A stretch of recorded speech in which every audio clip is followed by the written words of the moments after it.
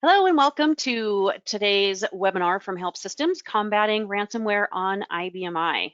So hopefully you will have a better understanding of what the concerns are when we're done today and have some ideas on how to combat this threat that is unfortunately incredibly persistent in our world today.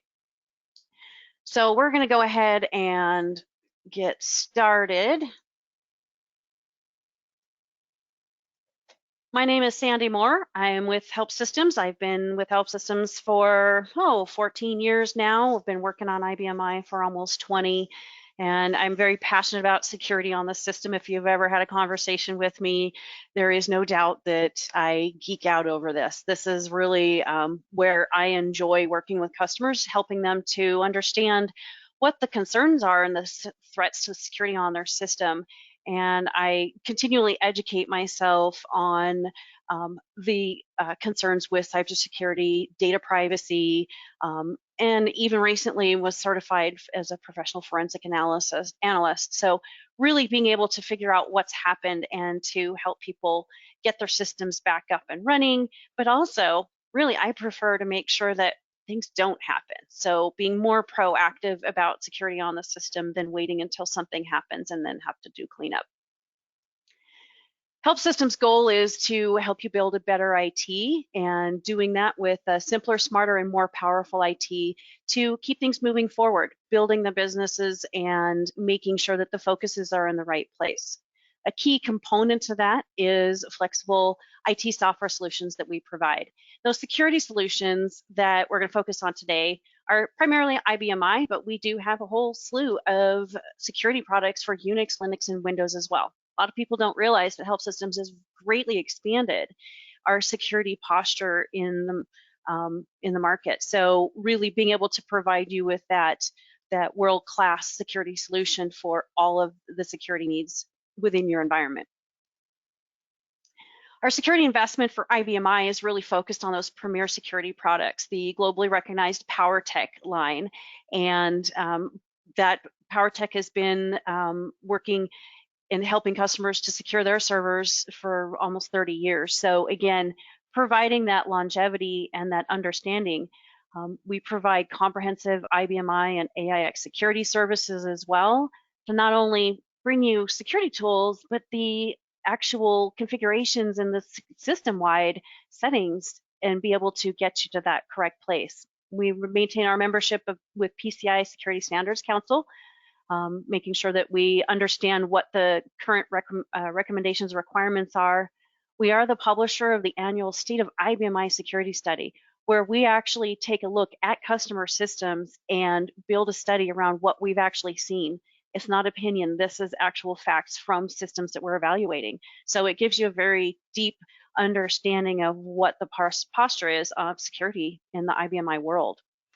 We've also CIS IBMI benchmark contributor. So I don't know if you're aware that there are CIS benchmarks for IBMI, and they are being updated, and we are maintaining them to the current OS levels as well. So absolutely a big part of the security plans for any environment. All right, so let's dive into what our topic today is, though. And we are going to be talking about ransomware. Yay! No, it's bad. All right. So really, with ransomware, I think pretty much everybody's familiar with what it is, but I really wanted to circle back and start at the basics. And the fact that ransomware is malware, and what malware is malicious software. And unfortunately, the goal behind this ransomware is that its entire goal is to gain control of files and hold them for ransom. So pay up or you don't get access to your files and your data again. And so really it is unfortunate that it's been monetized, and it is a huge business. And by doing so, it's something that is going to be really hard to knock down and move away from. So really, the types of ransomware play a big part of this, and the ransomware out there, multiple facets to what they do.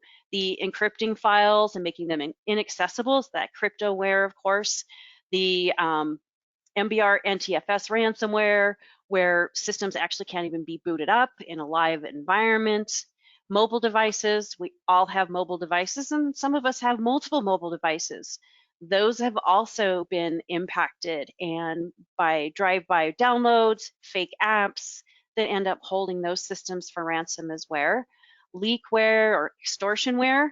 This is the one that really chaps my hide, is that they're exfiltrating this data and then threaten to release it if the ransom's not paid. And then, of course, there's the lock screens where they're not necessarily encrypting your files, but you can't get to your screens, and the screen itself to enter your system has been locked up.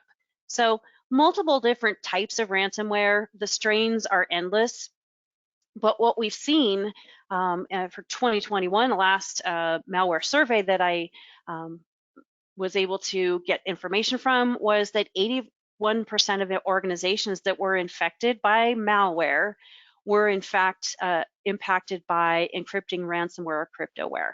So really, this is where things are happening. This is the bulk of what we're seeing in malware attacks, is that the ransomware is the predominant one. And again, money drives everything. The prevalent ransomware strains, actually the last quarter of 2021, Hive, Conti, Lockbit 2.0, and Grief were the biggest. All of these are still out there. It is a service, so you can buy your ransomware your software, and you've already got ready-made ransomware that you can go deploy against whoever you see as your best target.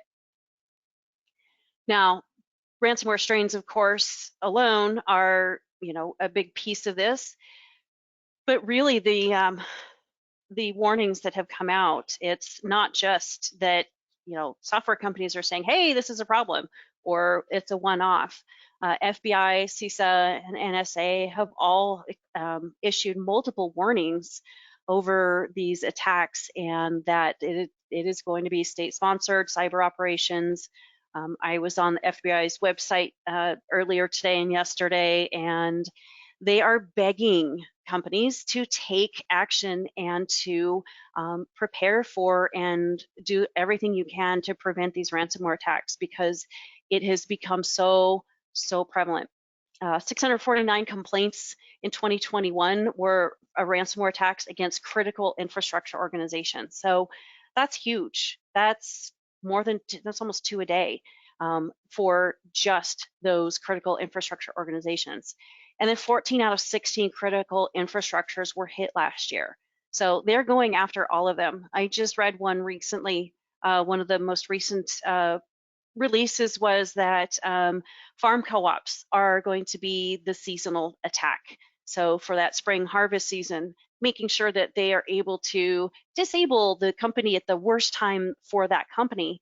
And really, that's what's the concern is that they are targeting these attacks based on the time of year, the type of business they're in, and what's the likelihood of them to be able to, that they will pay. And so, it is a huge concern. We've also found in IBMI space that it is also a huge concern. Our IBMI Marketplace survey looks at the top IT initiatives, and security has been one of the top concerns 4 years in a row. And this year we actually changed it up a little bit. We didn't ask about cybersecurity alone, cybersecurity and ransomware. So 62% of customers that responded to this survey said that cybersecurity and ransomware were one of their top IT initiatives. So it is definitely in the forefront of everyone's mind. When we look at our state of IBMI security study that we do every year, Robin Tatum and I just actually did a webinar last month revealing the results from that study. And one of the things we look at is virus protection for IBMI. And we actually were pleased to see that there was a 5% increase in virus protection deployment over 2021. So we are seeing that there is some movement into actually taking this threat seriously on this platform.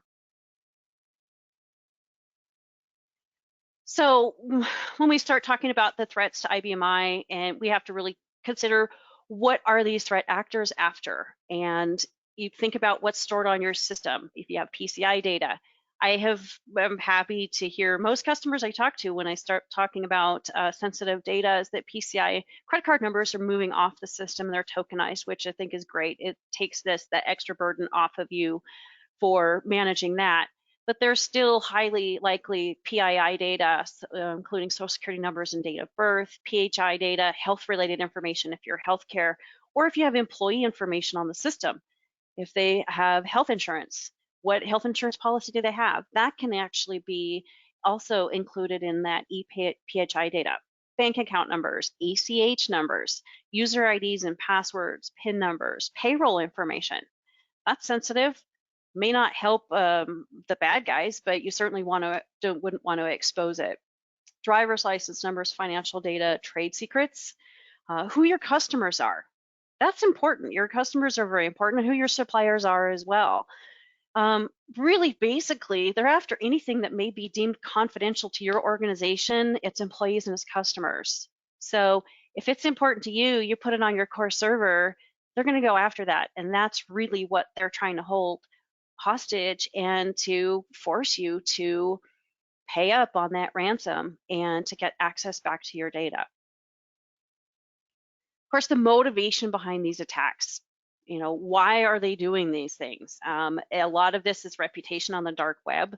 I read a very interesting and compelling interview with a hacker, a dark web threat actor, and he said that a lot of this was about reputation, but also resentment that companies don't take security seriously, and they're so foolish to leave their data vulnerable that they are going to actually teach them a lesson by doing that damage. The challenge to find new vulnerabilities. So I'm smarter than you, so I'm going to go prove that there's this vulnerability and I'm going to take advantage of it. It also provides gateway to more targets. So if you get into one, then you find out who that person's vendors are, and now you have access to that vendor information, or you have access to that customer, that other company you do business with in a partnership. And of course, money. The root of all evil comes down to money. And so, and it was, I think it was $82 billion year for ransomware in 2021. So there's been an incredible increase in that. And as the money grows bigger, so do the threats, and so does the motivation for them to go after who we are. All right, I'm going to take a quick poll here and ping you guys. I want to find out if you are currently protecting your IBMI from ransomware. So I just pushed that poll out there. You guys should have that. Find out if you have full protection for your IBMI from ransomware and malware, or maybe you have protection in place, but it's nothing specific for IBMI, or you're not sure. If you're not sure, I'm sure there's an entire other department that's supposed to be managing this. Definitely should question if they know much about IBMI, the people who are in charge of the antivirus, anti-malware, and ransomware on your platform. All right, so I'm going to give you guys another 5 seconds here to go ahead and answer that poll, figure out what's going on here. I would be surprised if you didn't have anything in place. I think everybody knows about ransomware. So I'm going to go ahead and close this poll here. 5, 4, 3, 2, 1. All right, I'm going to close that. All right, so it looks like it's actually pretty evenly split with what you guys are seeing. 31% of you have full protection for IBMI. 38% of you have nothing specific for IBMI but are protecting it, and then another about third of you aren't quite sure. So, all right, so not unusual. I think that everybody has something in place. It just may not be specific. So let's talk about that. All right. So all these external threats become internal threats pretty quickly. Phishing is actually one of the easiest way to get into an environment. These phishing emails are opened by a user. They have a bad link in them or a bad attachment that then provides malware that puts malware onto the individual's PC. Once that malware is on the PC, they start looking for information. They look for stealing credentials. They're looking for anything that they could encrypt with ransomware. Think of your network drives, right? That's access. That's something that could be important. And then also we're seeing that credentials are being used for further attacks later on. They may be even sold to somebody else to do further attacks. So that external attack is now internal. It has become part of your environment. It is living within your environment, and it is going to be able to propagate further. This kind of gives you a little visual of how this would roll out. Initial infection goes out to the victim, and then there is a further secondary infection that goes from the victim, the PC from the user who opened it, and anything they have access to. And then once that goes out, that data gets exfiltrated off to the person who is behind this. And then once they have that data exfiltrated, they run that ransomware attack. So the process can take a while. They can be in an environment for days, weeks, even months before you realize, and the full attack is actually rolled out. So once that ransomware attack is triggered, you have to think about what is going to be impacted.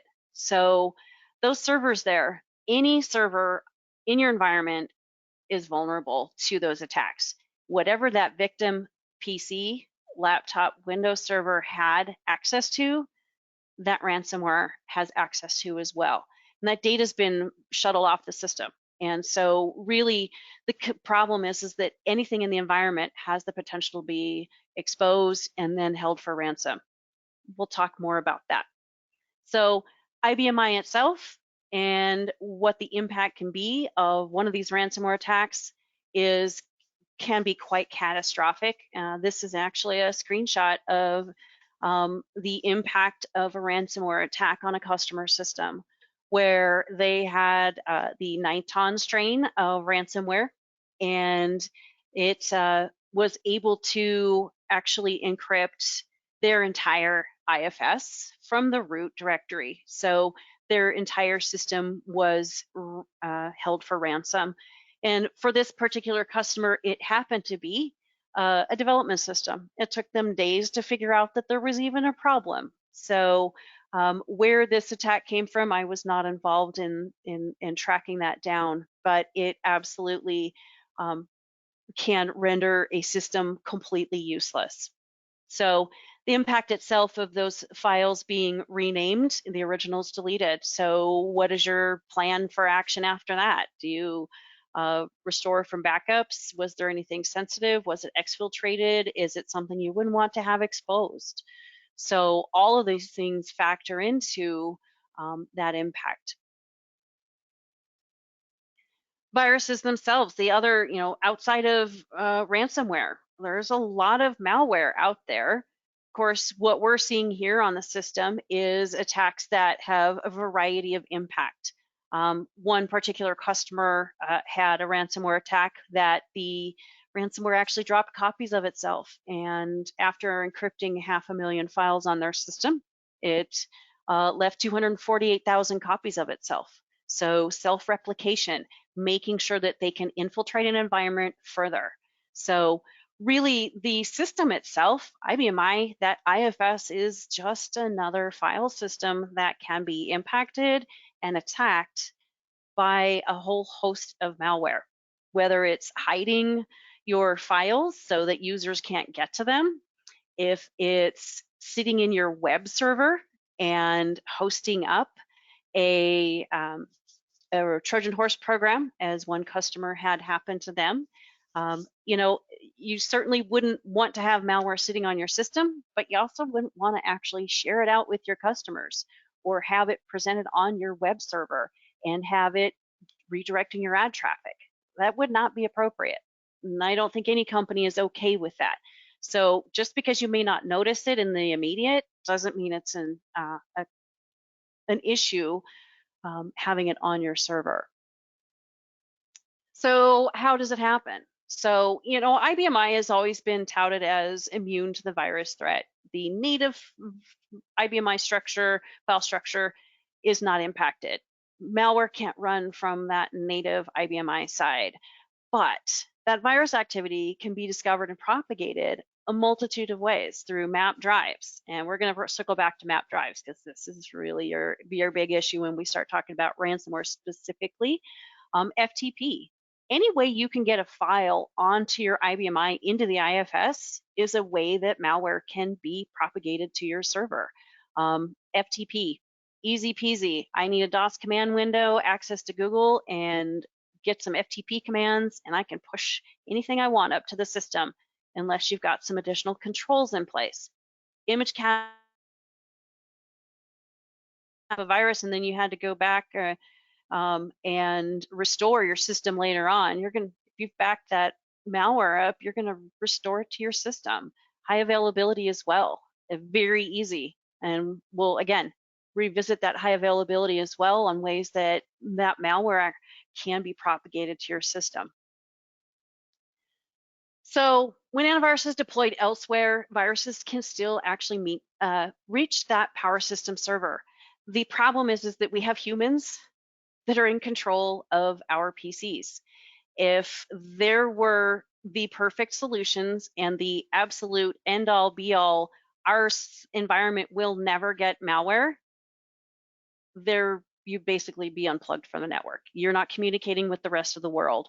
Users are vulnerable, and as long as we have humans behind the wheel, behind the keyboard, it makes the systems vulnerable. So there's a whole host of reasons that these infections do still occur.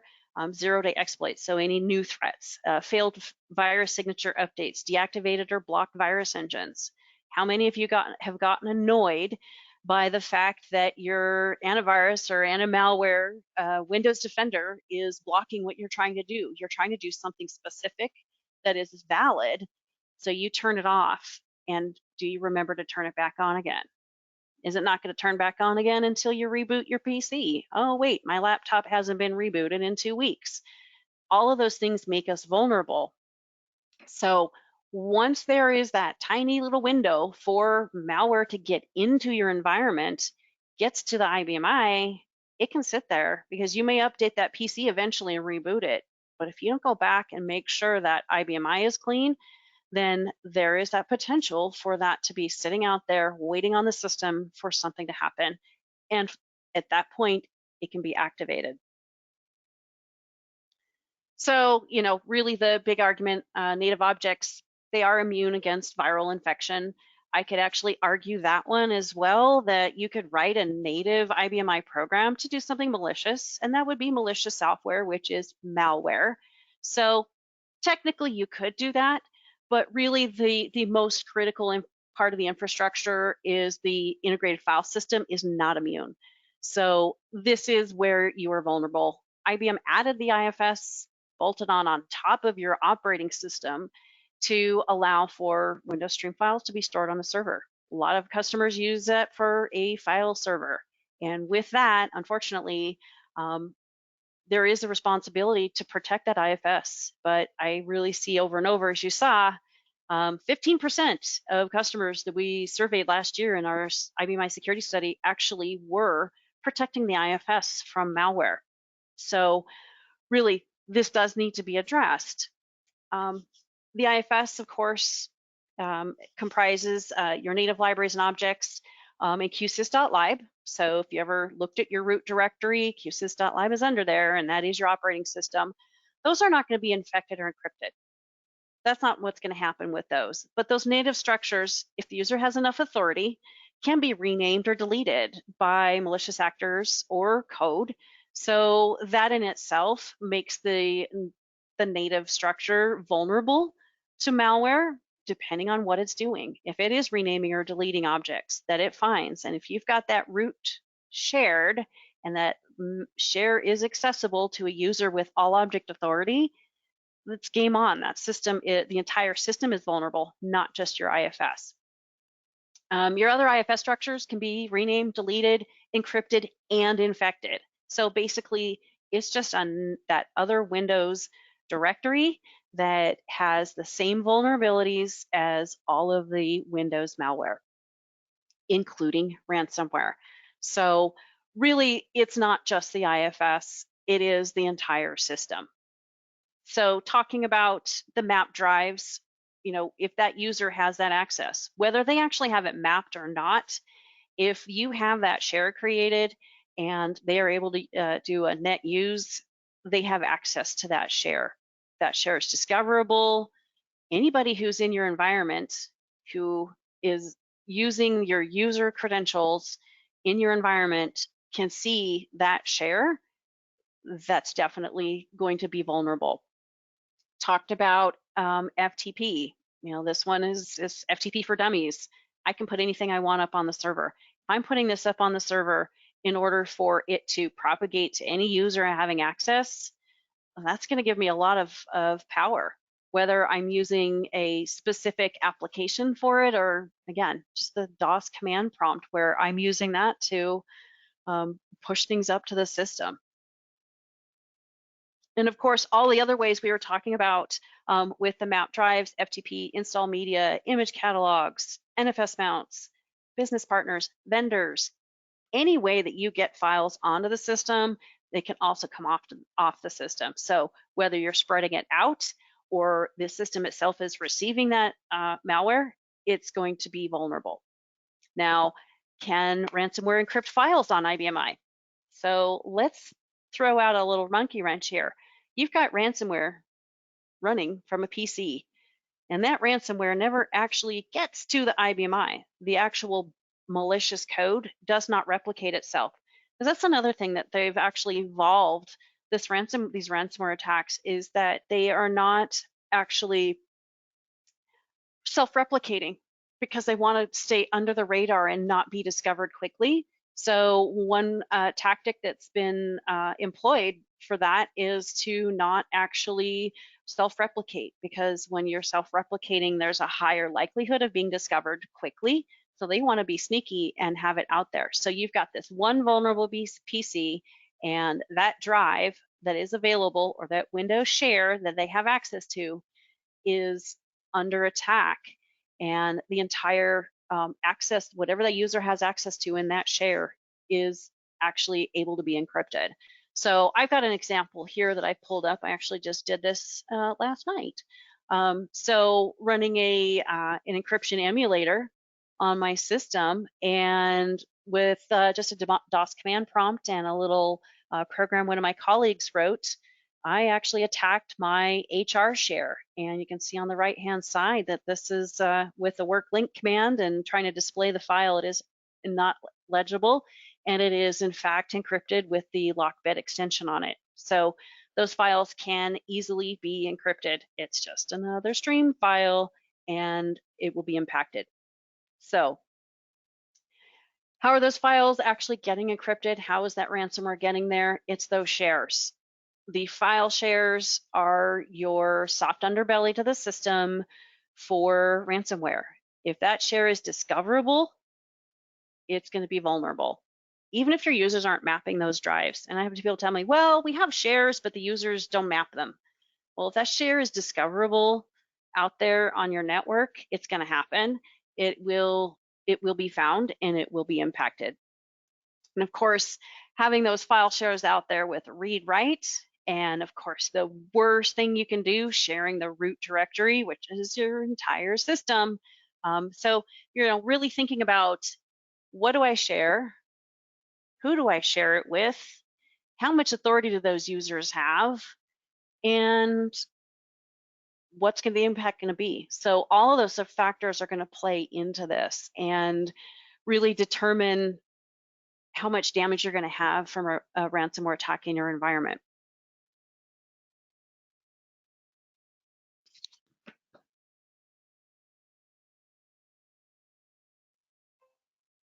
All right, so when I was talking about the root directory, we have to look at what is at risk under the root. And qsys.lib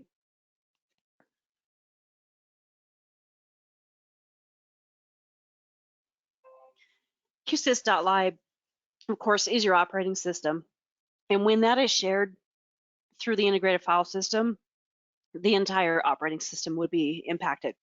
So you can see there through the navigator, You can see qsys.lib under the integrated file system has just another folder. qsys.lib from the work link command on a green screen. And looking at the root, there's your operating system, qsys.lib. And because I do have this shared, I can use DOS command prompt and just look at a directory of my root. And from my PC, again, qsys.lib. So operating system, that's a huge risk to have that exposed, whether it is exposed and databases are being exfiltrated, or you have an attack where they are deleting objects and the user's profile that is being taken advantage of for that attack has all object authority. Quite literally, the entire operating system can be deleted. Let's take that qsys.lib out of the picture. What else could be at risk here? Your TCP/IP configuration file. So actual communications with your with the IBMI are at risk as well. So one particular customer that had an incident with the 500,000 files encrypted, their TCP/IP configuration files did end up being encrypted, and their system was completely unreachable except for from the console, because all of those communications were now down because there was no path for them to actually have access to the system. Started with a remote connection failed, went into the office, connection from workstation failed, and to the console. So the actual communications down at that point, you've got a system that's dead in the water. High availability, a lot of people say, oh, I've got HA, I'm good. I have a copy of my system. Unfortunately, HA is really not very good at determining malicious activity, and it is perfectly happy to replicate that malicious attack. So when an object gets deleted by a virus or a hacker, by ransomware, it's going to be deleted on the backup system as well. It's renamed with that lockbit extension, for example. As soon as that's done on the production system, HA system, it's also renamed. And then object is encrypted by the ransomware and held for ransom. It is also going to be replicated. So really, those attacks are easily replicated. So that's not a good way to say, we're good, we're not concerned about any malware or ransomware attacks on our server. All right, so what can we do to deal with this? It is a multifaceted approach. The layers of malware protection, I really feel, are a combination of server configuration as well as software. You can't do one, you can't do the other by themselves. You have to have a hybrid approach. So, we like to provide that middle ground, that realistic look at security on the system and how we can provide that malware protection on your system. There is no silver bullet. It has to be that combined approach to making the security posture strong and actually able to hold up. So one of the security functions is, first side of that is the cleanup and operating system controls. IBM's provided a lot of information and a lot of ability to put some controls in place. They've actually come out with recommendations for ransomware. The one piece that's missing is that there's no software with that. So there's a lot of recommendations, including eliminating those read-write shares. I mentioned that. The root directory, I'm going to say it again, do not share the root directory. And if you do have to share the root directory, don't make it a read-write share. This is not going to be your friend. This exposes the entire system. So cleaning those up, read-only shares whenever possible. If a user cannot write out to that share, ransomware is not going to be able to write out to that share either. So that read-only does help protect your system. Public authority of the root to data authority RX, and then object authority *none. Setting the public authority of directories with confidential information, PII data, anything like that, to data authority exclude, object authority none. and then only authorize specific profiles that have a business need to get to that confidential information. You know, object level authorities are something that we don't do a lot. And when you start getting into the IFS authorities, it gets even more complicated. And so this is really where it gets kind of scary. How do I do this? Do I, you know, I don't want to shut things down. Don't want things to break. But if you leave it that way, it's going to get broken in a way that you don't want. Reduce the number of users with all object special authority. Again, can't emphasize this enough. If your users have all object, they have the keys to the kingdom. They can delete every single thing on your system. The operating system can be deleted with all object authority. Okay, so if that user has all object authority and you leave those shares in place, and you've got a share, read, write, share to the root with all object, game on. System is a goner, and we don't want to see that happen. So really stepping back and cleaning up that authorities that these users have is a critical part of this. Hide your shares. So instead of leaving these shares discoverable, add an S to the end of the share name when it's created so that it is not discoverable. This will help. You would, you know, you have a share out there, you only tell a certain number of people about it. Specific users are given access to it, but it's still discoverable, it's still vulnerable. So by taking away the discoverability of it, you've, again, minimized it to just those folks that you've shared that with explicitly, so that, in fact, again, reducing your exposure. Of course, restrict access to qsys.lib file system through Windows Explorer, Navigator for I. You can do this with an authorization list, QPWF server, and you will be, if you get into that authorization list, you'll see, oh, there's no objects under that are actually secured by that authorization list. There's not.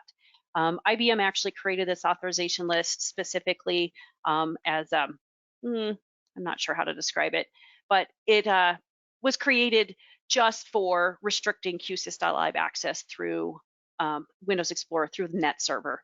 So it eliminates that access. It's not specifically for securing objects, it's specifically for restricting access through net server.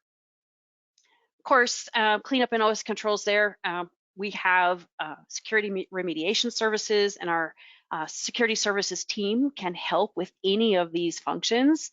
You know, when you start getting especially into authorities, the object authorities in the IFS, it can be confusing. But really, this is where they'll be able to step in and help you do this cleanup and making sure that you're not breaking things and making sure that you don't leave those vulnerabilities out there. I actually had somebody I was talking to one day about, we were talking about shares, and I was, you know, going on about not sharing the root directory, and, you know, the guys tell me, yeah, no, we don't share the root directory. And there were probably 4 or 5 people from the company on the call with me, and I hear this one guy go, and the gentleman that was talking stopped, and he goes, what? And the guy says, we actually do share root. He goes, what? And he goes, actually, we have it shared 2 ways with 2 different names. So it's amazing what's out there. A lot of us have inherited these systems. We don't realize what has been done. So it's good to step back sometimes and start at the basics and look at what shares do we have, and then go from there. All right, so the biggest piece of this, I feel, is the software side of it, the native virus scanning.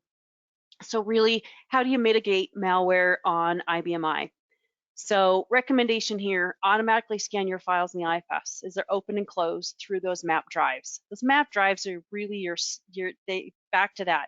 These are your soft spot. This is your vulnerability. Your highest risk activity is having those file shares and having net server available for your users to access the files. So you want to make sure that you're scanning these files. Make sure that it's, you know, a 2-way street, that these files are not, infected files aren't going up to the system, but they're also not traveling back off the system to your unsuspecting users. Scanning the files through on-demand batch jobs. So making sure that the entire IFS, because the map drives aren't the only way files are populated onto the system, as we've talked about. So you have to make sure that you're doing a sweep of everything so that you know that you're not accidentally hosting Trojan horse program off of your web server, or you don't have files that are being FTP'd to your customer or your bank that have malware in them. So making sure that those file systems in the IFS are clean as well, even though they may not be shared for map drives. If you do have infections found on the system, make sure that you review and delete those files promptly. So once you figure out where this came from, who owned that file, when was it saved to the system, deal with that particular user because they've obviously have a compromised PC, and then get rid of it. Monitor the user activity through NetServer and block suspicious activity. So because the map drives and that NetServer file server access to the system is the most vulnerable, when we come down to ransomware, you need to be able to monitor the activity and see what the user's doing, evaluate if it is suspicious and or malicious, and then block that user. So stopping the attack before it gets too far is a critical function. Regular virus definition updates. So maintaining those virus definitions. So what does your tool know about? How is it going to deal with the latest threats? So keeping that up to date. You may have regulations, audit, government, SOX regulation requirements. There's a whole host of them that require antivirus to be used. So by doing that native virus scanning, you're going to meet those requirements as well. You want to use a commercially backed antivirus solution. So even though the bulk of our threats are ransomware, there are other threats out there still. I still see them pop up all the time. So making sure that you've got a solution that is intended to be used in a commercial space and the purpose for which it was intended. Scanning for viruses on a server, making sure it's not hosting that infection. So we've got native virus protection with PowerTech Antivirus for IBM with Anti-Ransomware technology. So, you know, this is a tool that will provide you that full ability to actually provide the mitigation, provide the protection for the server and the end users, making sure that we're not pushing this out to everybody else. Now, IBM actually added the infrastructure to provide for a virus protection on the system at v5r4. So they added 2 system values, they added 2 exit points, and they added attributes to your stream files in order to make this native virus scanning happen. And so really this is where the infrastructure allows you to do this. Some people have asked, you know, why can't I just use my Windows antivirus? This is really a bad idea because you've actually made the problem worse. So scanning from a map drive from a remote Windows server opens up a lot of the problems that I've already recommended that you resolve. So you have a read-write share to the root in order to do that Windows scanning. You have to have a persistent connection to the server with an all-object profile to do this. So the 2 biggest problems actually have to be reinvented in order to use a Windows tool to scan the system. Windows antivirus is unable to do real-time on-access scanning because it's not tying into the operating system. It can only see the connection from that PC it's running from or Windows server it's running from to the IBM. It can't see all the other users' access. It doesn't know what's been scanned and when because it can't update the attributes on the stream files. So we can't keep track of it. You have to be actively monitoring the Windows station that is doing the scanning because if there are error messages, who's going to manage it? It can be heavy network bandwidth. So you think about it, your entire IFS, how big it is, you may have 1 million files out there in the IFS. All of those files are going to have to go across the network to that PC to be scanned.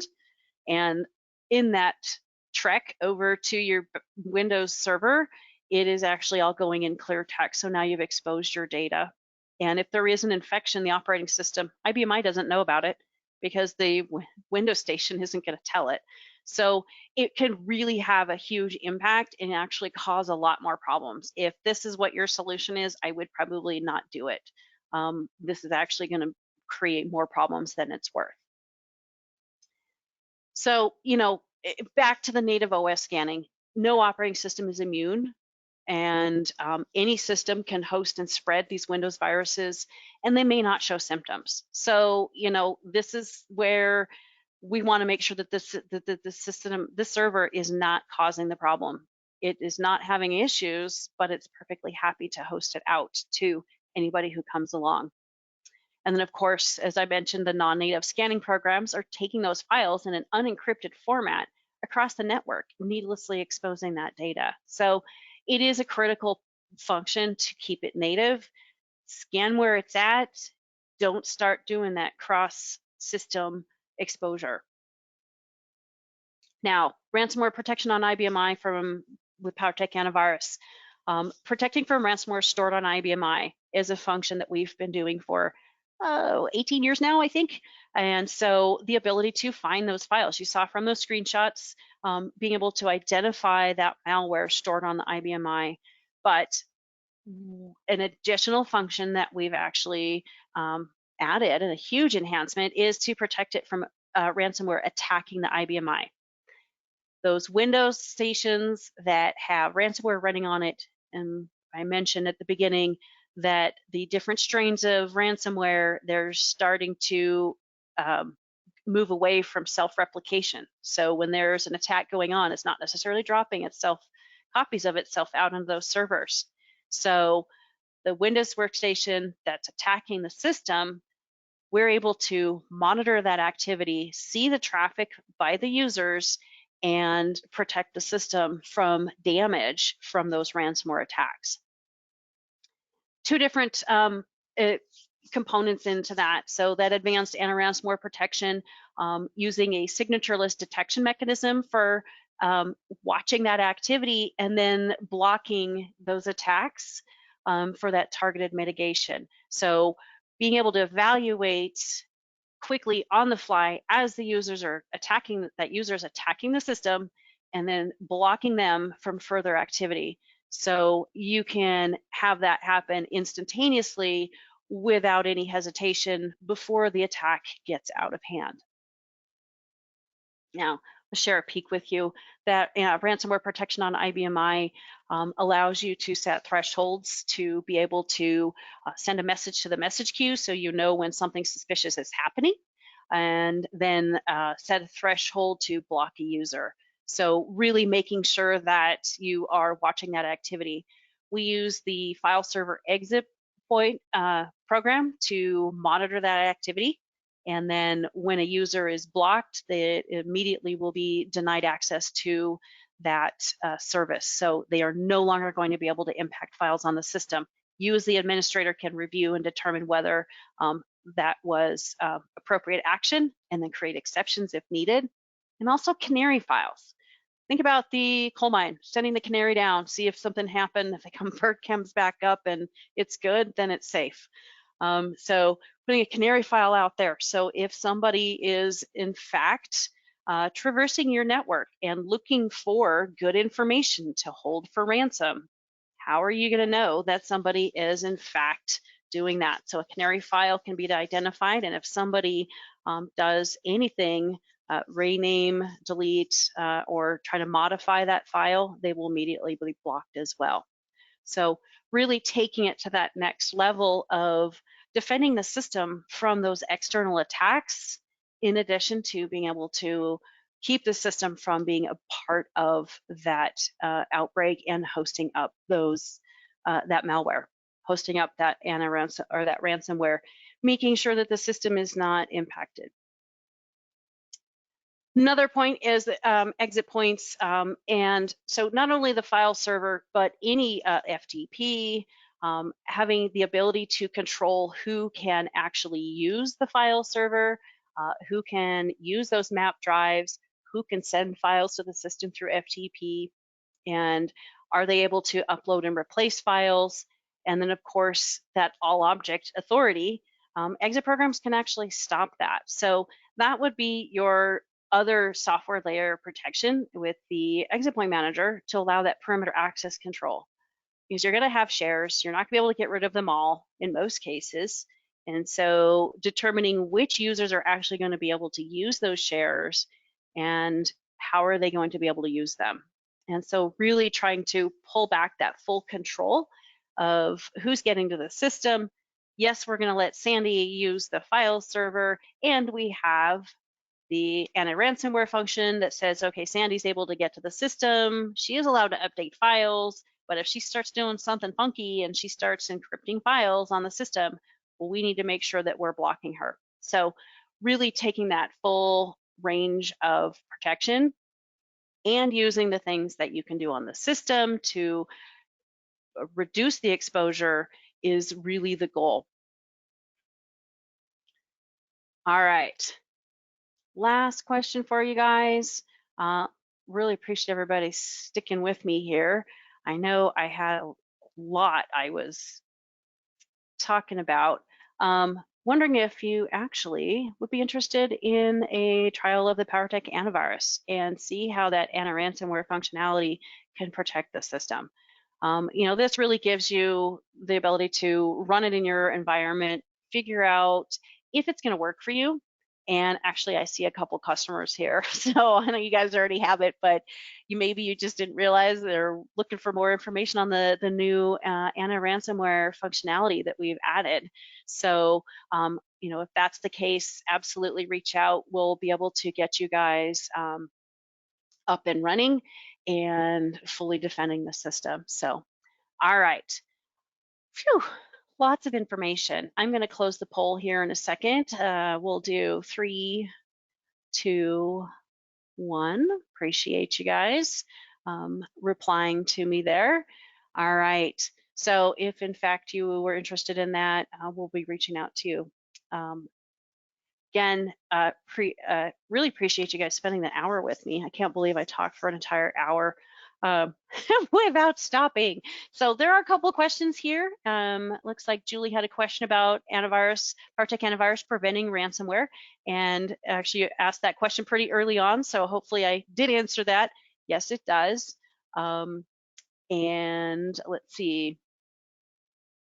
Yep, we do have the ability with the Anti-Ransomware to actually call as a supplemental exit program. So we have many customers with our exit point manager, and then adding the anti-ransomware is actually a very simple process of adding it as a supplemental exit program.